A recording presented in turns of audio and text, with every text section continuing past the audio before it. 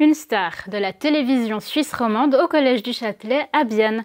Fanny Zürcher avait débuté sa carrière à Télébilingue avant de devenir présentatrice du 19h30 de la RTS. Elle a parlé de sa profession aux élèves à l'occasion de la Semaine des médias dans l'espoir de susciter des vocations. Leila Thévo. La classe des 10P écoute attentivement Fanny Zürcher raconter son premier 19h30. Toute la préparation en fait à ce premier TJ, elle était quand même assez stressante. On se rend compte que ça va être un rôle quand même très important qu'on va devoir jouer, qu'il y a beaucoup d'attentes puis beaucoup de pression. Un rôle que certains et certaines se verraient bien relever. Je me trouve une personne assez curieuse, alors ça m'intéresse encore plus maintenant. Est-ce que ça a un peu suscité une vocation ? Éventuellement. Même si c'est un métier qui m'intéresserait pas trop, ça reste quelque chose, une expérience enrichissante. J'avais déjà un peu l'idée de ce métier avant et j'ai encore un peu plus envie maintenant de faire ce métier. Plus jeune, devenir journaliste n'était pas une évidence pour Fanny Zürcher. Je me souviens, quand j'avais leur âge, quand j'avais une quinzaine d'années, je ne savais pas du tout ce que je voulais faire plus tard.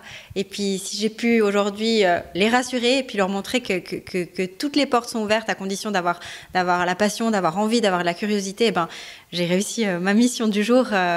Voilà, je voulais leur montrer qu'on peut être de Bienne, on peut être un peu perdu à l'adolescence et puis on peut présenter le TJ national en étant adulte. Tout est possible, mais le métier de journaliste, ça s'apprend. Et c'est pour cette raison que la classe des 10P a décidé de créer son propre journal. Le contenu est varié, les élèves n'ont pas manqué d'idées. HC Bienne, algues bleues, vandalisme dans les toilettes de l'école ou encore analyse du contenu de l'assiette des enseignants. Lionel, Léna, Yeilin ont choisi de mener une enquête sur le bilinguisme dans les magasins biennois. Et ils sont arrivés à une conclusion. À Manor, on parle davantage en français et à la COP, davantage en allemand. Un sujet qui n'a pas été facile à traiter.